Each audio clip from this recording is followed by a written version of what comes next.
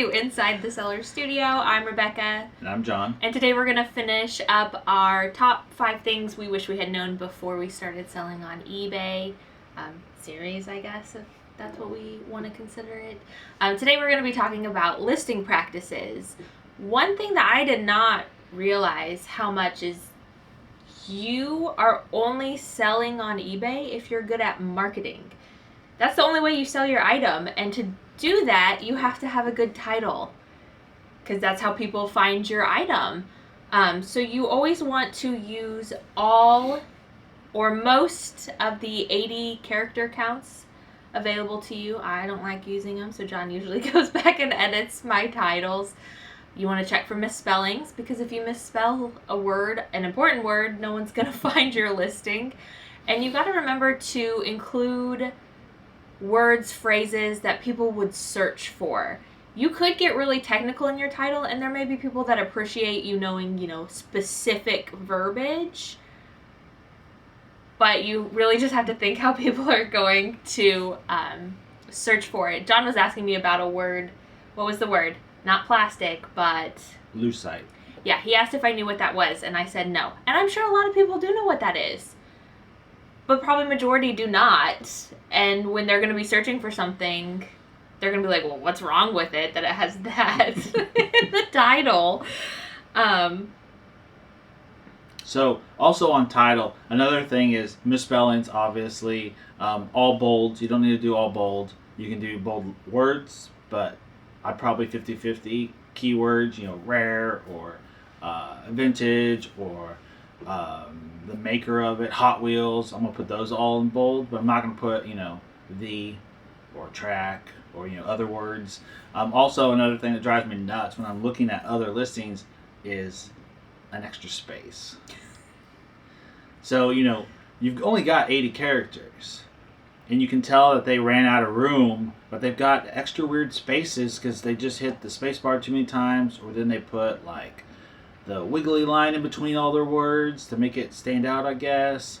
Also, I don't think you need to put I guess they'd be emojis in the titles. Fire, smiley face, that kind of stuff. That's not going to, I don't know how to look up the fire emoji when I'm looking for something on eBay. So I think that's just a wasted space. You could use it for so many other words. And you definitely want to be accurate. You don't want to do search manipulation. That's my biggest pet peeve, is when I'm looking for something and somebody's title is inaccurate, but they've manipulated the search so that they show up by using words like whatever or whatever inspired. And it's wrong. Brand new open box. That one drives me nuts. It can't be new if it's open. If I'm looking for Lego sets and they're brand new open box, 99% complete, it's not brand new. It's obviously missing something. And the second way to market your item is pictures. I know some people may disagree with me on this, but nobody wants to see your feet. Crop those out of your pictures. Nobody wants to see that. We sit and laugh at pictures like that. And maybe people laugh at our pictures too. I'm not the best at taking pictures, and sometimes I have to go back and redo them, but I never include my feet in them. That just freaks me out when people have feet in their pictures. And you also, eBay I don't know how recently, they changed it to where you can have 24 pictures instead of 12. If you have a great item, if you have a beautiful item, an expensive item, use every picture available. If you're selling a new DVD, you only need 3 pictures. Front, back, show that it's new from the top, and you're done. Use common sense, I guess. This is something that we've had to learn as we go, is to, spend the amount of time and effort on the energy based off what the item is and how much it's going to sell for. But definitely use those pictures if you are selling a high dollar item, because that could be the difference in making a sale or not. And your first picture should be the absolute best picture. Yeah. You don't want to make picture number 24 the best, because most people aren't going to scroll through all 24 pictures. So your first one should always be your best picture. Should be the most professional looking, the most cropped, the best lighting if you're going to go for that. If you're selling a $10, pheasant tchotchke, I wouldn't worry about taking the best pictures in the world for that $10 pheasant. But if you're selling a $300 Fenton hobnoble picture or whatever, I would definitely take the absolute best pictures so you can get the absolute most money for it. If you're wanting little money, then take little pictures. That's it. We sell a lot of uranium glass because we collect it, and the first picture should always be a glowing picture. Uranium glass glows under black light. That's what you should make your first picture. Don't make it, the one of the overall because you've got 12 pieces or whatever. Make it glow because that's what people are going to be drawn to. Make your first picture your best picture. Mm-hmm. And something that we changed because we didn't do this in the beginning is when we do clothing, we just take pictures with the yardstick to show measurements instead of actually putting it in the description so Nobody people can reads. see. Nobody reads it. Yeah. Nobody reads. So they're going to ask you and they're going to be like, oh, it's in the description. Instead, you put it in the pictures, and if they scroll through all the pictures, those will probably be your last two pictures, they'll see the measurements. The third item is item specifics. I think everybody pretty much copies other listings to create new listings. Sometimes you can't, but when you do that, make sure you are changing the item specifications. And make sure if you're using the eBay app that it's actually saving them, because there's a lot of times I go through and change everything and I back out and it didn't change anything. And make sure it's right. Mm-hmm. Where you're selling, I don't know, like a pair of tennis shoes, and then someone, kind of manipulated their listing to say Nike-like or vintage when they're not. Make sure, because then there's always going to be that one buyer that's going to call you out, and they're going to message you, and you're going to be like, oh, I messed up because I copied off somebody else. Definitely double check size on clothing, because it's in there like 12 spots at the top and the middle, at the bottom, in your title, in your description. We've done that probably the most, is where we copy off a shirt. Ours is large, theirs was medium, they had medium in all the locations possible, and we missed it. So then the person always asks, is it medium or is it large? Even though our picture shows a large tag. Yeah. But it's okay. But same with pants. Like, I don't know that we have sold a pair of pants that the tag actually matches what the measurements are. Yeah. They're usually like an inch or two shorter. Yeah, for sure. The inseam is always a little bit off.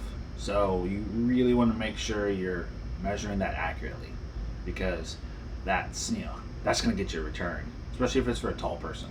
Mm-hmm. The fourth item is going to be the description that you use. I actually kind of like the new AI description tool.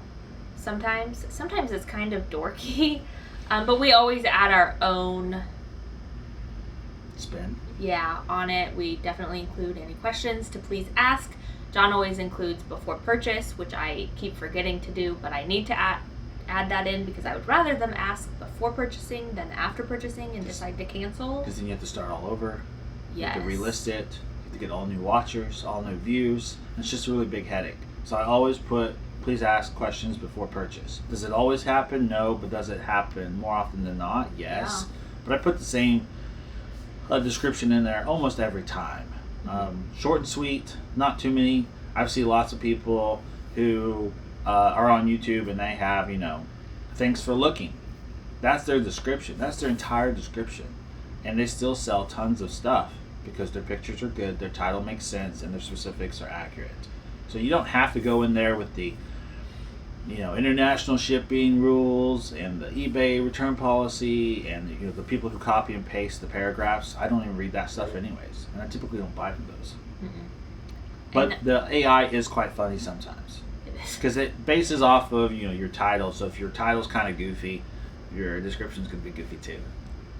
I love when it's like, escalate your lifestyle or have the time of your life with this. That's what just cracks me up. When it's the salesman for you, it's quite enjoyable. And then the last thing is shipping specifications. We have calculated shipping on almost all of our listings. There's a few that we just do flat rate and we'll take the loss on it. But most of the time we use calculated shipping, so you definitely want to know the box size you're going to be using, or estimate. I usually estimate. and how much something weighs, so that eBay can calculate it correctly and you're not going in and shipping the item and losing a ton of money because your specifications were off. Weight and the size obviously are the most two important things, but I think it's probably the size more or less, because the Postal Service, they're very picky on size. You can't really ship golf clubs or anything like that anymore without paying an additional price, because I guess their trucks are so small. But FedEx and UPS, we actually shipped 3 things UPS this past week that they weren't large in size, they weren't super heavy, but they were just a better price than the Postal Service. So we went UPS. And we weren't downgrading on shipping No. times, which is something that you should never do. Mm-hmm. You should always look at the time frame. You don't want to downgrade someone's shipping. No. So I feel like that's a big deal, because if you downgrade, that looks like you're just trying to take the money Mm-hmm. and run with it for some reason. But yeah, I always try to ship it better. Ground Advantage here lately has been very close in price to Priority, if not more expensive on some cases. Weird. So a lot of our packages have been going out Priority. Also, we bought not a large collection, but a large stack of Blu-rays and DVDs a couple weeks ago, and the Ground Advantage price is actually better than the Media Mail price here recently. I don't know why, just based on where it's going, what zone and whatnot, but a lot of people have been getting their Media Mail even quicker, which also is a good thing in the eyes of the customer, and they always leave you more positive feedback, more likely to. Mm-hmm. That's all I had on my stickies. That's it. So yeah, so when you're listing, those are the 5 things that you probably should focus on most. Everyone's always about background, all white. So Google will pick it up in their searches or whatnot. Sometimes it doesn't look good. I've seen people sell stuff just based on like a wood table like we have here, which we've sold plenty of stuff off this table since we got it.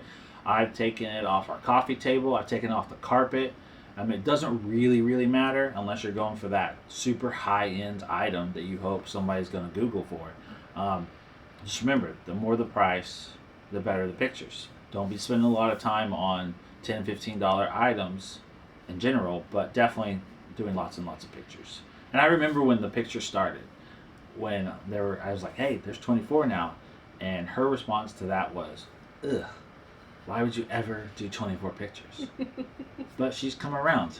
Because there are some things, when we sell a big, one of our big vintage Lego sets, you want to show, every angle difference possible, and angles, and make sure you get all 12 minifigs, because there's always going to be that person you're missing, number 12, and then you have to tell them, it's in picture 13 or whatever. Hidden in a barrel. Hidden in a barrel, because we had that actual question. So yeah, those are the 5 things that we wish we would have known a little bit more about when listing, or starting the list on eBay. I'm not really sure what we're going to do next week. I think you had talked about breaking down the Atari collection, getting really specifics with sales. We are very, very, very close to the absolute end of it. Maybe that's what we'll end up doing. But thank you for tuning in this week, and enjoy football today. See you guys next. I probably shouldn't wear white. I'm so ghost-like.